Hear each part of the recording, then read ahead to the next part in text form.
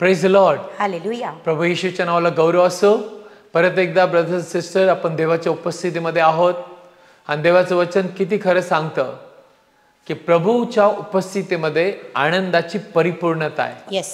आणि त्याच्या हातात सुखी सर्व काळ आहे. आमेन. आणि सिस्टर ब्रदर, ज्यावेळेस तुम्ही आणि मी प्रभूमध्ये असतो, लक्षात ठेवा तुम्ही साधे लोक नाहीये. बायबलचं वचन आपल्याला शिकवतं जो जगात आहे त्यापेक्षा जो आपल्यामध्ये तो मोठा आहे. ख्रिस्तामध्ये जे ज्ञानाचे आणि बुद्धीचे ठेवे आहेत तो ख्रिस्त आपल्यामध्ये आहे. आमेन. बायबल आपल्याला शिकवतं की प्रभू येशू ख्रिस्तामध्ये आपण अत्यंत विजयी आहोत. येस. बायबल आपल्याला शिकवतं की तुमच्या जीवनामध्ये देवाचं वचन सांगतं सर्व गोष्टी मिळून जे विश्वास ठेवतात किंवा देवावर प्रेम करतात त्यांच्या जीवनात सर्व गोष्टी मिळून चांगल्यासाठी होतात. आमेन. हालेलुया. हालेलुया. सो तुम्ही देवासाठी अत्यंत लाडके लेकरं आहात.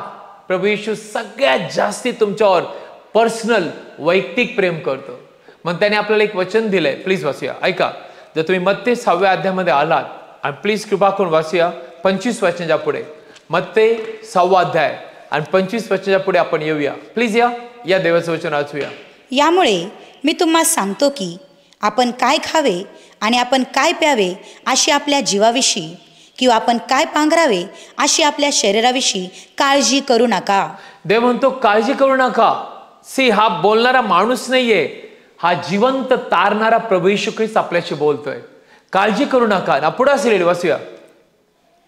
अन्नापेक्षा जीव व शरीरापेक्षा वस्त्रापेक्षा शरीर अधिक आहे की नाही. अन्नापेक्षा जीव महत्वाचा आहे, शरीरापेक्षा वस्त्रापेक्षा शरीर महत्वाचे आहे. ना पुढे असेल आकाशाच्या पाखरांकडे न्याहाळून पहा. बायबल सांगतं की देव म्हणतो आकाशातील पाखरांकडे न्याहाळून पहा. न्याहाळून पहा. की ते पेरीत नाहीत. पुढे असेल की ते पेरीत नाहीत. बायबल सांगतं आकाशातील पाखरं पेरत बी नाही व कापणी करत नाही किंवा कोठारांमध्ये साठवतही नाहीत आणि कोठारात साठवत सुद्धा नाही, तरी तुमचा आकाशातील बाप त्यांना खायला घालतो. ना बघा देवाने काय उदाहरण दिले आपल्याला की देव म्हणतो आकाशातील पाखरांची जर मी एवढी काळजी घेतो, ते पेरत नाही, कापणी करत नाही, कामाला जात नाही, कुठल्याही प्रकारे काही कष्ट करत नाही, तरी देव त्यांना सांभाळतो. आणि बायबल सांगतं पुढच्या वचनामध्ये तुम्ही त्यांच्यापेक्षा फार अधिक मोलाचे आहात. बायबल सांगतं तुम्ही जे लोक आज देवाचं वचन ऐकतात, जे लोक आज हे बघत आहेत,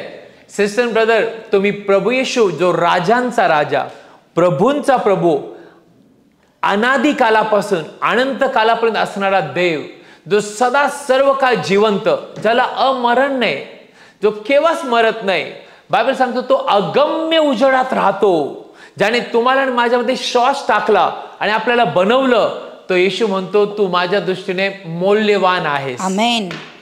हालेलुया. हालेलुया. जर देवाच्या दृष्टीने तुम्ही मौल्यवान आहात तर सर्व गोष्टी मिळून तुमच्यासाठी चांगल्या होणार. आमेन. कारण देवाची इच्छा आहे त्याच्या लेकरांनी कुठल्याही प्रकारे त्रासातून, दुःखातून, आजारातून, बंधनातून, नाशातून जाऊ नये. Praise the Lord. हालेलुया. काही दिवसापूर्वी आम्ही याच्यातून गेलो आणि आम्हाला असं वाटलं बापरे, देवाने आपल्याला विसरला काय? प्रभू कुठे आहे? प्रभू हे दिसतं का तुला? हे त्रास, हे दुःख, ह्या वेदना, हे रडणं तुला दिसतंय का? प्रभू दया कर. पण बायबल मध्ये लिहिले देवाचं वचन सांगतं की तुम्ही आणि मी विसरलेलो नाहीये. जिथं तुम्ही आहात, मग ते तुरुंग असो, मग तुम्ही हॉस्पिटलमध्ये असा, तुमच्या ऑफिसमध्ये असा, बायबल सांगतं देव आपल्या बरोबर. आणि जिथं देव आपल्या बरोबर आहे तिथं तुम्ही कमी नाही होणार, खाली नाही जाणार, हरणार नाही. काही परिस्थिती असो तुम्ही उंच केले जाणार. Amen. Praise the Lord. Hallelujah. So अशी मेंटॅलिटी किंवा असं मनस्थिती बनवा, मी प्रभू येशूवर विश्वास ठेवतो आणि त्याच्या दृष्टीने मी मौल्यवान आहे, मग माझ्या जीवनामध्ये सर्व गोष्टी मिळून चांगल्या होणार. येस. हालेलुया. हालेलुया. म्हणतो बायबल मध्ये की योसेफ नावाचा जो देवाचा सेवक होता किंवा योसेफ नावाचा मुलगा होता, त्याच्या जीवनामध्ये संकट, त्रास, वेदना आल्या. अशी वेळ आली की योसेफ जो होता त्याला विकण्यात आलं, त्याच्यावरती चुकीच्या गोष्टी लादण्यात आल्या. पण बायबल सांगतं देव योसेफाबरोबर तुरुंगात होता. आमेन. मी साध्या माणसाविषयी नाही बोलता, मी जगातल्या राजाविषयी नाही बोलता. देव जो ज्याने शब्दाने सर्व बनवलं, सूर्यचंद्र, तो त्याच्याबरोबर होता. आणि मला एक गोष्ट सांगायची की जिथं प्रभू येशू ख्रिस्त किंवा देव तुमच्यामध्ये आहे, सिस्टर ब्रदर, मला एक गोष्ट सांगायची की प्रत्येक अशक्य गोष्टी देव शक्य करेल. आमेन. तुमच्यासाठी देव सर्व काय करायला सामर्थ्यवान आहे. येस.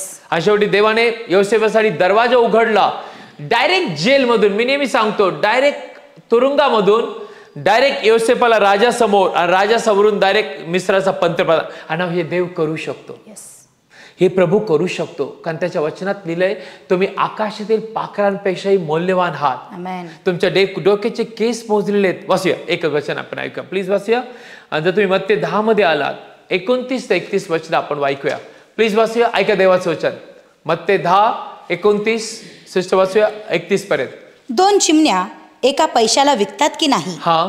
तथापि तुमच्या बापा वाचून त्यातली एकही भूमीवर पडणार नाही, आणि तुमच्या डोक्यावरले केस देखील सर्व मोजलेले आहेत. हा. म्हणून भिवू नका, तुम्ही पुष्कळ चिमण्याहून अधिक मोलाचे आहात. परत मोलाचे आहात. येस. देव हे शब्द का टाकतोय? कारण की ह्या जगामध्ये निराशा आहे, दुःख आहे, आत्महत्या करतात लोक. आत्महत्या वाय. काल एका आईने मला फोन केला, तिला पास्टर माझ्या मुलीला काय झालं माहित नाही. काही महिन्यापूर्वी पास्टर तिच्या घरच्यांचे भांडणं झाले, आणि पास्टर ती रागाच्या भरात निघाली आणि तिने डायरेक्ट विहिरीत उडी टाकली, आणि पास्टर तिने जीवन संपवलं. मी लोकांना नेहमी सांगतो आणि आजही सांगतो, त्याला मी सांगितलं, आई रडू नको. का? जर शैतान लोकांना आत्महत्या करायला लावतोय, लोकांचे जीवन संपवायला लावतोय, तर त्या लोकांनी एकच गोष्टीचा विचार करावा थांबून, जर मला आज मरायचंय, शैतान मला हे मरण देऊ इच्छितो किंवा मला हे जीवन संपवायचंय, ज्याने माझ्यावरती प्रेम केलं आणि जो माझ्याशी बोलतोय की तू मौल्यवान आहे, आज माझं जीवन मी त्याच्या हातात देऊन बघते, तुम्ही केव्हाच अपयशी होणार नाही. आमेन. देव तुम्हाला केव्हाच लाजवणार नाही, तुम्ही केव्हाच डोकं खाली घालणार नाही. तुम्ही म्हणताल, पास्टर तुम्हाला याचा अनुभव आहे का? येस सिस्टर, प्रत्येक गोष्टीतून देवाने आम्हाला नेलेलं आहे. आज आम्ही वरडून सांगू शकतो, परमेश्वर चांगला आहे आणि तो चांगलंच करतो. आमेन. प्रभू येशू ख्रिस्त उत्तम मेंढपाळ आहे आणि तो हिरव्या कुरणातच चालवतो. संकट येणार, त्रास येणार, दुःख येणार, असं केव्हा केव्हा वाटेल हे काय आहे, काय मी प्रार्थना करतोय, मी चर्चला जातो, काय आहे? घाबरू नका. बायबलचं वचन सांगतं, या दुःखातून काढायचं सामर्थ्य तुमच्या तारणाऱ्या प्रभू येशू ख्रिस्ताकडे आहे. येस. 100%. का? कारण ज्यावेळेस तुम्ही दुःखातून जाता, त्रासातून जाता, प्रभू केव्हा सहन करू नाही शकत. साधी गोष्ट आहे, तुमच्या लेकरांना साधा ताप आला तर आई आणि घर सगळं त्याच्याकडे पाहत राहतं. का? ते लेकरू बरं व्हावं, त्या लेकराचा ताप निघून जावा. कितीतरी लोक आम्हाला फोन करतात की पास्टर मी नोकरीला सुट्टी दिली, मी सगळं सोडून माझ्या बाळाच्या पाशी बसले. का? त्याला डेंग्यू झालाय, ताप झालाय. जस्ट इमॅजिन, एक लहानशा बाळासाठी, त्याच्या लेकरासाठी ती सगळं सोडते, सुट्टी घेते आणि ठेवते. इमॅजिन, जेव्हा देव आपल्यावरती एवढं प्रेम करतो की त्याने वधस्तंभावरती आपल्यासाठी प्राण दिला आणि त्याच्या निष्कलंक व निर्दोष रक्ताने आपल्याला विकत घेतलं, तो देव आपल्याला विसरेल का? यस, प्रभू आहे. यस, प्रभू येशू जिवंत आहे. यस, प्रभू येशू तुझ्यासाठी उभा राहणार आहे. यस, प्रभू येशू ख्रिस्त तुझं जीवन बदलणार आहे. यस, त्याला तुझी काळजी आहे. यस, प्रभू येशूला तुझं घर सुखी व आनंदी आणि गौरवित बघायचंय.